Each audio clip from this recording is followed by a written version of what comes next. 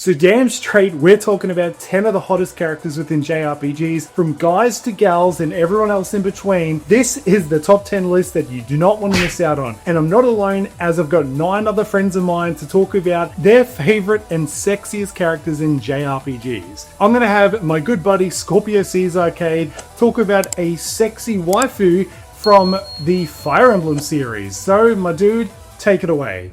Everybody, Scorpio Caesar here, and little did he know that Upper Nimbus just gave me an opportunity to simp over Camilla from Fire Emblem Fates. That's right, Camilla, right there on my game wall. She's been there for the longest time, and it's for good reason. Hell, I even got a shirt of this girl, man. I am crazy about her. She's absolutely gorgeous. I mean, just take a look at this beautiful Dorian goddess here. What a specimen. Tell me she does not look hot as hell and intimidating with that axe. Not to mention the fact that she rides the dragons as well. That's right, she's a dragon rider. An absolute bombshell, 100%. Look at this goddess here. From her lavender colored, long, beautiful hair to that amazing armor that hugs her body so well and accentuates her feminine features. Holy moly, crapaboli, hot diggity dog, shucky ducky, quack quack, shabalaba ding dong. I would clippity clop of this schlippity schlop, and she is simply gorgeous. And I'm sorry, Upper Nimbus, I know I'm not making much sense here.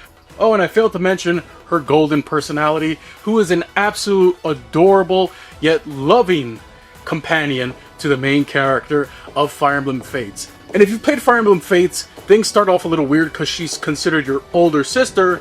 I don't want to spoil anything, but hey, that's not stopping me. She is simply divine. Ah, I see you missed your big sister.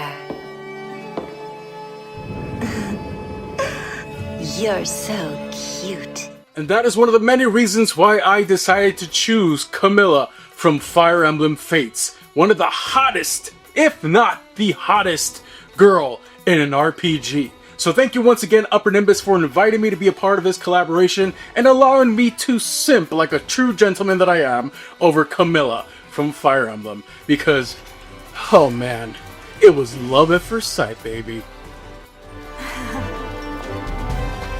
Sorry, darling. My eyes are up here.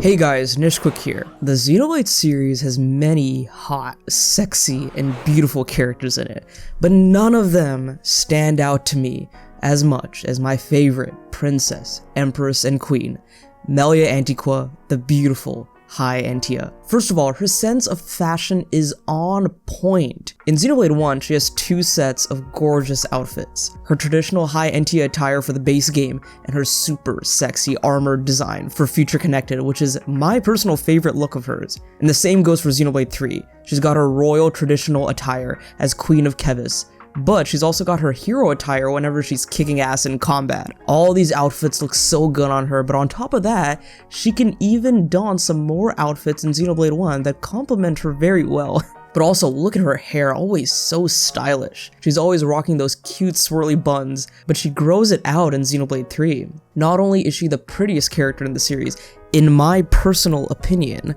but she can also really hold her own in combat. Just look at her feisty Starlight kick. Now, Starlight kick! Ouch! And since she's the hottest character in Xenoblade, you definitely don't want to get hit by a summon fire art from her. So if you haven't experienced Melia's beauty yet, definitely experience the best Xenoblade waifu in Xenoblade Chronicles 1, and then just play the rest of the series because it's just that good. And if you enjoy Xenoblade, and if you want to learn more about the series, check me out on my channel, Nishquick Pops, for more Nintendo and JRPG content. Thanks Upper Nimbus for having me on this collab, and can't wait to see everyone else's hot picks.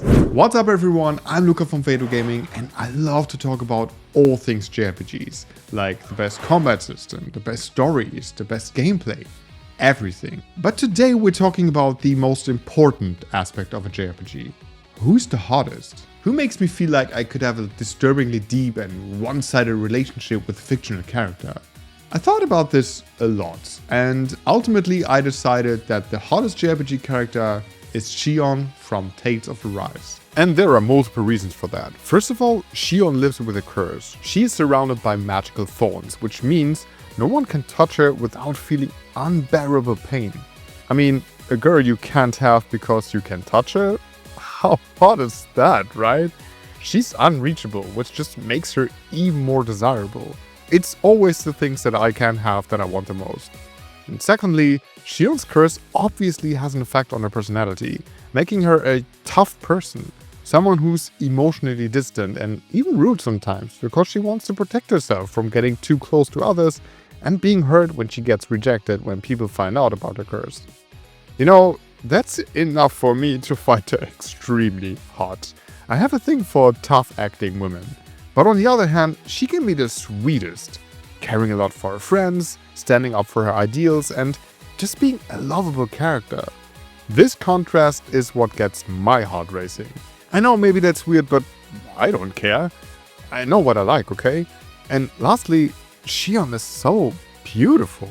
Her long light pink hair, her shining blue eyes, her sexy dress, and her extremely badass pulse rifle make her one of the prettiest characters ever designed for a video game. All of that is why I think Shion from Tales of Arise is the hottest JRPG character ever. I feel great having the chance to finally talk about this, so thank you so much Upper Nimbus for having me. Alright folks, see you guys next time. I have to go and play some Tales of Arise now. See ya. This is my answer to who I find to be the most attractive and hottest video game character. Hi there everybody, my name's Alex, aka Quality, and thank you so much to Upper Nimbus for having me on for this collab. This is a topic that I love very, very much. I have a very long list of fictional video game characters that I absolutely adore, but at the top is the OG love of my life, Dimitri Alexander Blythed from Fire Emblem Three Houses. Specifically the post-skip because, I mean, look at him. Look at him with his eye patch and his brooding. Oh my gosh. And yes, this is signed by Dimitri's voice actor, Chris Hackney. I love Dimitri as a character so much. And here are a few of the reasons why. First, let us talk about him physically. Sure, people think that maybe he might be a little smelly, having like stayed in a tower and murdered a bunch of people. Okay, he'll bathe eventually. But what I love about him is the eye patch, one of the #1 things you need for a brooding character. I love that his hair has grown out since the Academy days. I think that was a great choice on his part. He's also gotten tall, he's beefy, and he wears kind of a cool little cloak.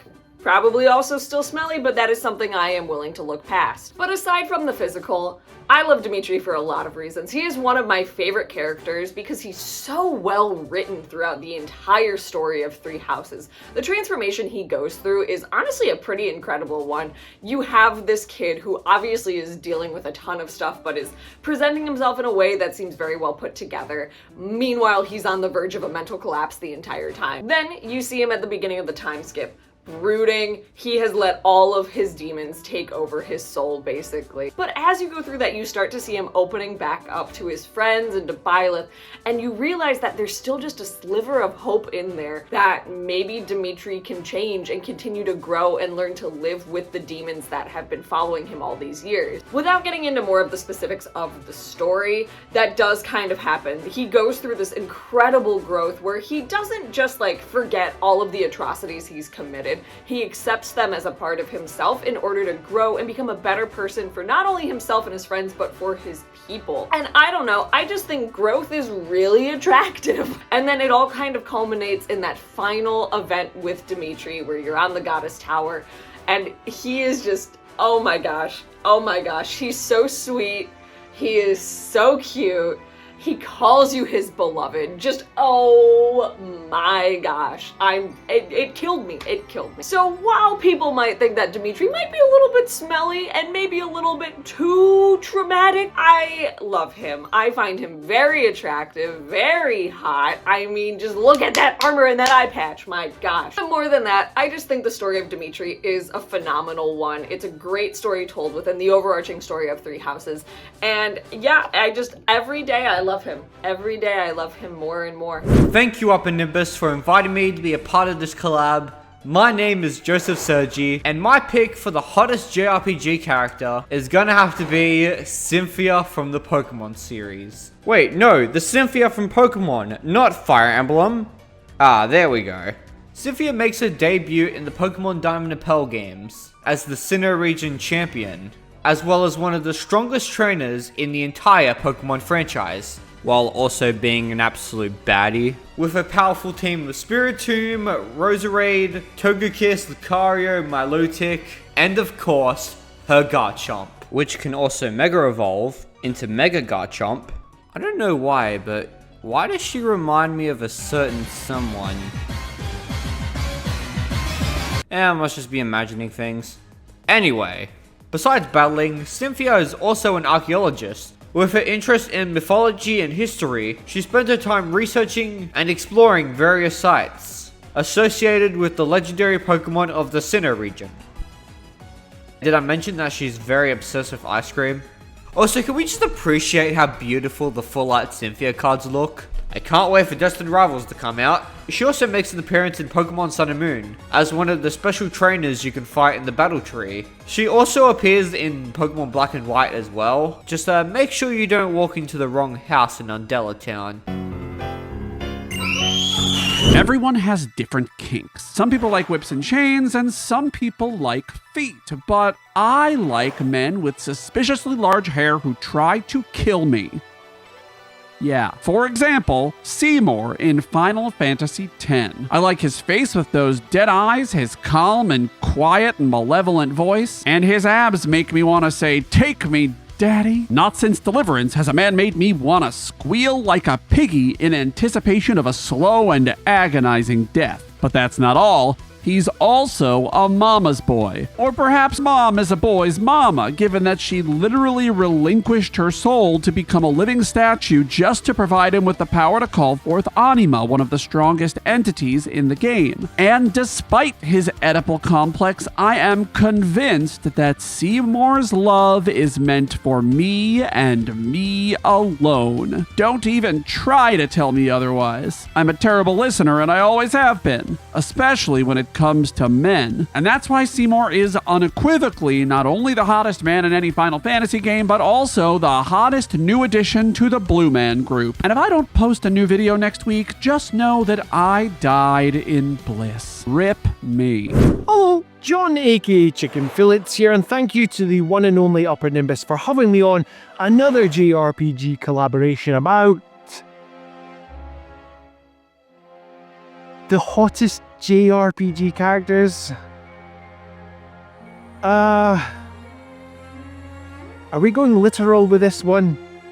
Yeah, why not? Let's go for literal.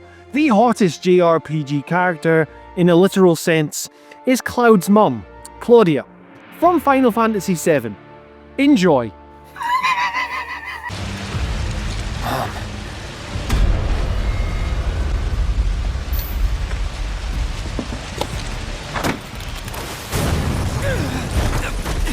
Hey everybody, Eric here. Thank you so much, Upper Nimbus, for having me on today to chat about maybe the hottest character in video games. I'm going to tweak that topic a little bit and spin it as somebody who I actually admire a lot, or an admirable character who is, I suppose, also very attractive as well. And my pick is Kiryu Kazuma from the Yakuza series. Check it out. Ah yes, Kiryu Kazuma, the legendary hero of the Yakuza series. He embodies a strong but yet compassionate form of masculinity that serves as a positive influence to somebody like me. Despite being feared and respected in the criminal underworld, Kiryu consistently upholds a strict moral code, refusing to engage in any really unnecessary violence, exploiting the weak, or betray his values. He demonstrates that strength is not just about physical power, but about integrity and loyalty and standing up for what's right. Even when he's faced with overwhelming adversity, he remains steadfast in his principles, showing that true masculinity is about discipline and self-control rather than dominance and aggression. That's kind of hot. Beyond his physical prowess and street fighting skills, Kiryu is a deeply caring and protective figure, particularly towards children and those in need. His relationship with Haruka, who he raises as a father figure, highlights his nurturing side, proving that masculinity can be both strong and gentle. He doesn't just provide for her financially or whatever, but he teaches true values like kindness and perseverance and self-respect. Throughout the series, he often goes out of his way to help strangers, whether that's guiding, somebody on the street or assisting business owners or protecting innocent bystanders. The balance between toughness and compassion that he has makes him a great role model for how a man can be both protective and emotionally available. Again, that's kinda hot. And Kiryu's journey throughout the Yakuza series showcases the importance of personal growth and redemption. Despite his past as a Yakuza, he constantly tries to leave behind a life of crime and build a better future for himself and those he cares about. He doesn't let his past define him, emphasizing that his masculinity is about taking responsibility for one's actions and striving for self-improvement. So whether through his mentorship of younger characters throughout the story or his refusal to be controlled by power and greed, Kiryu proves that being a strong man isn't about selfish ambition, but about lifting others up. His unwavering sense of justice and emotional depth make him an exemplary figure for masculinity and what it means to be a man. I love it. So that's my pick, Kiryu Kazuma from the Yakuza series. Great series of games. If you haven't played them, please go check them out. Kiryu's a great character who's honestly very relatable as well. So thank you so much, Upper Nimbus, for having me on today.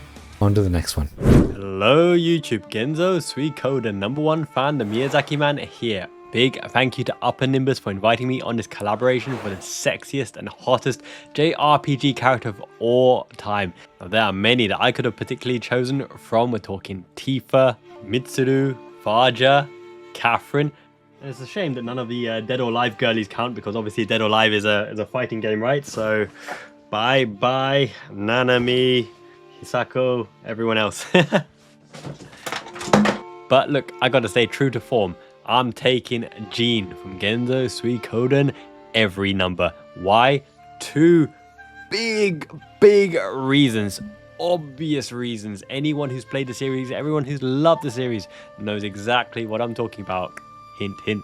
And I'm talking about the mystery behind Jean. Obviously, if anyone who's played the series, you know that she appears throughout the timeline in every different Genzo Suikoden. She doesn't bear a true rune. She's always skimpy. She's a rune mistress. She actually can attach the runes for you. She's got a charm rune within herself as well. What is her secret? She keeps it under wraps. Well, she's barely wrapped anyway. But the animal, right? The animal in Genzo Suikoden 3 actually knows her secret, and she begs the animal to keep it just between themselves. Kuroku the good dog. Oh, you dog.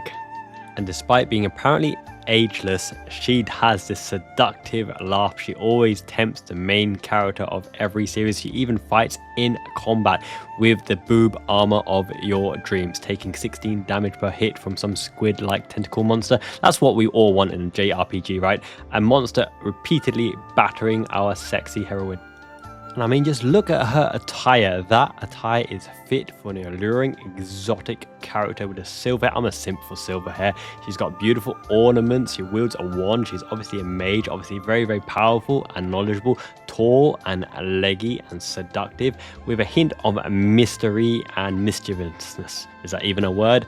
Either way, she is my pick for the hottest and sexiest character in any JRPG. Look, there's Pet Harpy Lady in the background. Hope you guys agree. Let me know in the comments below. Make sure you like this video, support Upper Nimbus, my man, and check me out at the @Suikoden6 channel, because our greatest RPG of all time game is finally back with a bang. Remasters, baby. Oh yes. I'll tell you what, guys, I am getting so steamy over here. My god, these are some of the most sexiest choices I've ever seen. So thank you so much to everybody so far who's been in the video and contributed to this awesome collab. I really appreciate having you guys on board. Honestly, go check out all the channels. They make amazing content. They're really good buddies of mine, super talented people. And of course, I still had my contribution to this top 10 list, and my choice for sexiest waifus within JRPG is none other than Pyra and Mithra from Xenoblade Chronicles 2. Now these two girls, oh my god, I just gotta say that both of them visually are absolutely gorgeous. They are smoking, they are spicy, they are hot.